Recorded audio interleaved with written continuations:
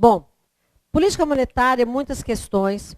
E aí é importantíssimo para o CPA 20, porque quando nós estamos fazendo um CPA 10, o CPA 10 ele exige só um conhecimento genérico. Ele pergunta o que é. O que é uma instituição financeira, o que é um investimento, o que é uma política monetária, conceito. No CPA 20, ele vai cobrar um foco de consultor. Então, vai falar assim, de acordo com esse cenário, um cenário de política monetária expansionista, um cenário de crise ou de alta ou baixa liquidez, qual é o investimento mais indicado? Então, nós precisamos ter um olhar mais analítico. Então, precisamos compreender bem como funciona a política monetária, para entender como funcionam as taxas de juros no cenário de recessão ou não recessão, de muito ou baixa liquidez, para depois a gente chegar para o nosso cliente e falar que, nesse cenário, esse investimento tem maior risco, menor, e poder fazer uma boa ponderação, tá certo? Então, nós vamos começar bem do começo, porque isso aqui não pode ter dúvida. Se tiver dúvida aqui, lá na hora de indicar o investimento, nós vamos tropeçar. Então, nós vamos começar com o conceito de política monetária. Quando eu falo de política monetária, eu estou falando da política de quê? Que trata de quê? Uma política monetária trata da moeda, ok? Uma política monetária trata da moeda. Então, observe o seguinte, eu tenho, quando a gente começa o governo, aí o governo começa o ano, o governo fala assim, esse ano a política econômica vai privilegiar o desenvolvimento da economia. Fala, o que é uma política econômica? São as políticas para a economia. Então, vai falar assim, vamos privilegiar os investimentos em infraestrutura e logística, vamos investir em educação não, vamos investir em segurança, vamos financiar, privilegiar o segmento de construção civil, porque tem um efeito multiplicador ali no emprego e na renda. Isso tudo é política econômica. Agora, para colocar em prática a política econômica, que isso aqui é responsabilidade do governo, nós vamos usar como mecanismos 3 outras políticas, que é a política monetária, a política cambial, nós vamos tratar também, e a política fiscal. Só que aqui nós temos que ter o seguinte cuidado. Quem define as diretrizes e normas da política monetária, quem que é? Quem define as diretrizes e normas? Conselho Monetário Nacional. E da política cambial? Conselho Monetário Nacional. E as diretrizes da política fiscal? Aqui é o Tesouro Nacional. Então, observem, nós vamos ver que o Conselho Monetário Nacional tem um papel importante na coordenação das políticas. Mas quem define as diretrizes, no caso da política fiscal, não é o Conselho Monetário Nacional, é o Tesouro. Agora, a execução da política monetária é responsabilidade de quem? Quem executa a política monetária? Banco Central. E a cambial? Banco Central. E a fiscal? É a Secretaria do Tesouro Nacional. Tá certo? Então, nós vamos tratar das 3 políticas, vamos ver como elas se relacionam e depois vamos ajustar essa política ao cenário atual, que é o nosso foco principal. Bom, então, pode apagar aqui. A política monetária, então, nós vimos que ela trata da moeda. Ela trata da quantidade de moeda em circulação e, consequentemente, da taxa de juros. Então, toda vez que numa análise eu estiver falando de quantidade de dinheiro no mercado e estiver falando de taxa de juros, eu estou falando de política monetária. Falei de taxa de câmbio, importação, exportação, desvalorização do real, eu eu estou falando de política fiscal. Oh, desculpa, de política cambial. Falei de impostos, de gastos do governo, de tributos, eu estou falando de política fiscal. Bom, vamos analisar como funciona essa política monetária. Bom, nós vamos aqui tratar a moeda como se fosse um produto como outro qualquer. Então, vou fazer uma pergunta. Quem aqui faz sacolão? Tem outros estados, não chama sacolão, chama feira. Né? São Paulo, por exemplo, é feira, que é sacolão. Vamos ver se as meninas fazem mesmo. Né? Nós estamos na safra de que fruta? Que pergunta. Morango, caqui. Não, cebola não é fruta, não. Que susto, né? Outro dia me falaram que chuchu. Não, chuchu dá nascer o ano inteiro. Não tem safra. Alguém já viu safra de chuchu? Mas tomate está fora da safra, né? Tomate está inviável. Agora, tomate agora, as donas de casa estão sendo assaltadas na rua, né? Mas passa o tomate, né? Então é assim. Então, observe o seguinte, vamos supor que nós estamos na safra de morango. Quando eu falo que um produto está na safra, significa que tem muito ou pouco? Muito. Ótimo. Então, nós vamos fazer uma excursão lá no Mercado Central, vamos comprar morango na safra. Aí a gente chega lá, come um bife de fígado acebolado, uma cerveja e tal, sábado de manhã, e vamos comprar morango. Tem muitos ou poucos? Muitos.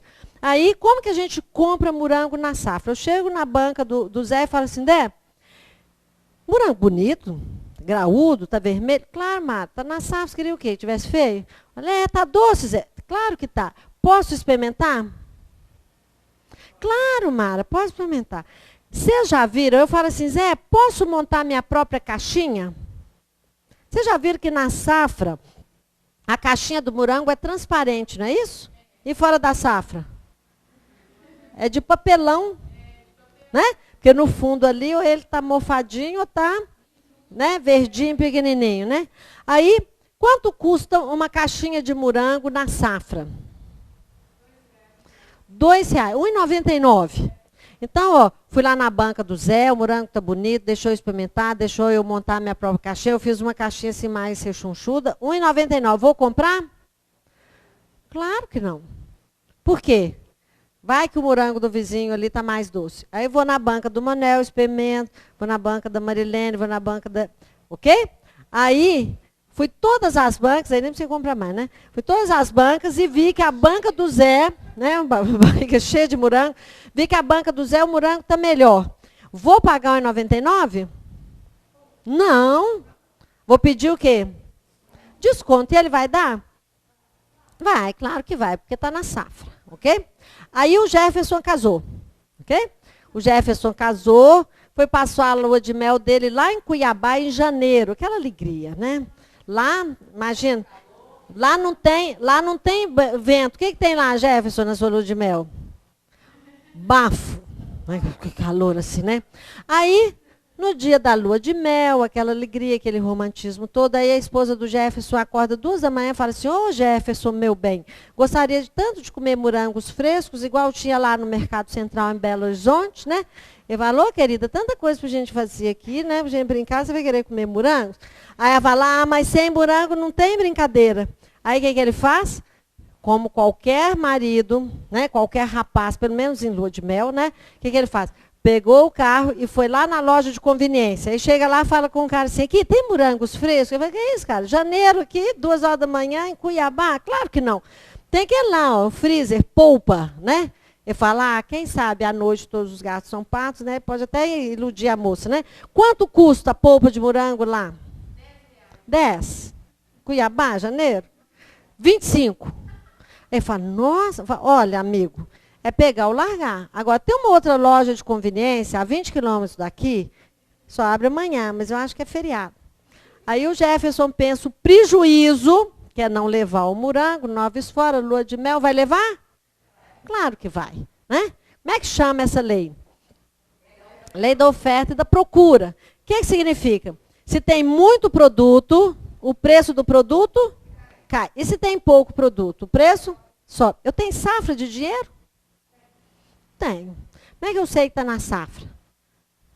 Só faz excursão aqui na Praça 7, às 9. que a gente faz na Praça 7? Você tem duas opções. Ou você vai... Não, dama é às 10, que é a hora que os aposentados aparecem, né? Já estou até sabendo, né? Às 9, ou você tira retrato, porque as meninas ficam assim, tira retrato. Outro dia eu tirei. Falei, eu vou ficar bonitinha assim? Vai, aí fui lá e tirei. Então, tira retrato, ou então, você pega um dinheiro emprestado. Porque, se você piscou, a hora que você vê, você está assinando um contrato. Tem dinheiro sobrando. Ou então, você sabe que está na safra, quando você chega em casa, fala, nossa, que tanto de correspondência. Aí abre e tem assim, prezada Mara, você tem um crédito pré-aprovado. Eu falo, não estou precisando de dinheiro, jogo fora. No outro dia vem o quê? Não, prezada foi ontem. Querida Mara, né? Você vai receber uma ligação do cliente, do seu gerente. Mais tarde liga o telemarketing, aquela ligação maravilhosa. Olha, eu vou mandar flores para você e junto eu vou mandar um crédito pré-aprovado. Então, está sobrando dinheiro. Estamos na safra. A taxa de juros, que é o preço do dinheiro, está alto ou baixo? Baixa. Aí quando eu estou fora da safra, eu quero um dinheiro emprestado, vou ao banco, vou fazer um cadastro? Não, vou fazer um currículo, né? Aí levo, ponho foto da família para ver que eu sou do bem, o cachorro, aquela coisa assim, né?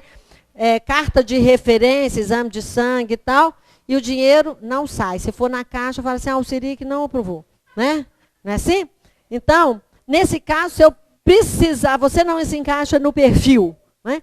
Se você precisar do dinheiro, você vai pagar uma taxa mais alta, ok? O que isso quer dizer? Se eu tiver uma política monetária, eu já tenho dois modelos.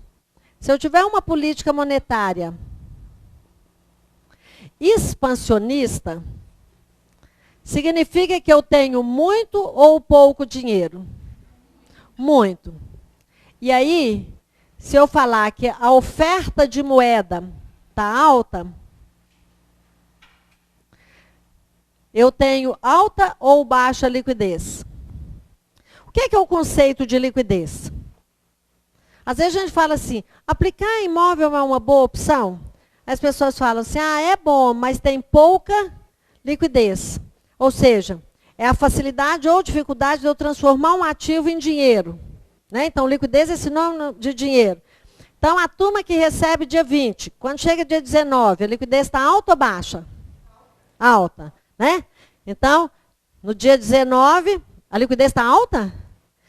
Se eu recebo no dia 20, dia 19, a minha está baixíssima. Pode virar de cabeça para baixo, assim não cai nada. E no dia 20? A minha continua baixa. Né? Então, significa que se eu tenho muita oferta de moeda, nós estamos num cenário de elevada liquidez. Quando sai no jornal assim, nós estamos passando por uma crise de liquidez, significa que falta dinheiro no mercado. Então, alta liquidez. E o preço dessa moeda? Tem muito, nós estamos na safra, o preço está alto ou baixo? Baixo. Como é que chama o preço do dinheiro? Juros. Então, eu tenho aqui taxa de juros baixa. Se eu tenho uma política monetária contracionista, que pode vir também com o termo de restritiva, que é a mesma coisa, eu tenho alta ou baixa oferta? Baixa. Então, tenho pouca oferta de moeda. Liquidez. Liquidez está baixa. E o preço do dinheiro? Alto. Então, eu tenho aqui elevada taxa de juros. Nós vamos aumentar aqui os juros.